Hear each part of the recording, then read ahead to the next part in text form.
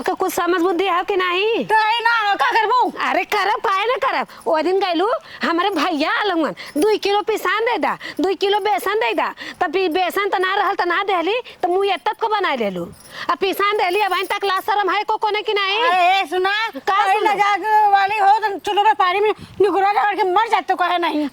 कुछ समझ बुद्धि है कि ना तोरे? एक त चोरी दिमाग हम सही कर जानू करे। तोरा दिमाग सही कदम ले लेलू त लेत के दैया ना के जन देख के दैया दुनिया जनावे लगलू। दुनिया के बहुत हो पाड़े सुखी है का ताना मेना मर हुआ करे बाल तोरे के लाज ना लागा। अरे मावा ना जनबू एको कोने ला तू खड़ा बाहर कहिया कि इन्होंने बुजरी देन लेन में चोदवा जो। अरे त ई लेत की तू हाथी ना तोरे लाज ना लागा ती से तू की बात है। चल अपना घर देख ले का फरिया चल। अरे नहीं बहनी नहीं काहे ना फरियाबू तीसर हऊ ना ई तू बतावा इनकर भाई आयल तब तब भेली देखा ज्यादा बोलबो ना जबरदस्ती से खींच ले। अरे देखत हो मांग मांग का चली जाए ए अम्मा तू चला मांग मांग के काम चलावे में तेज है।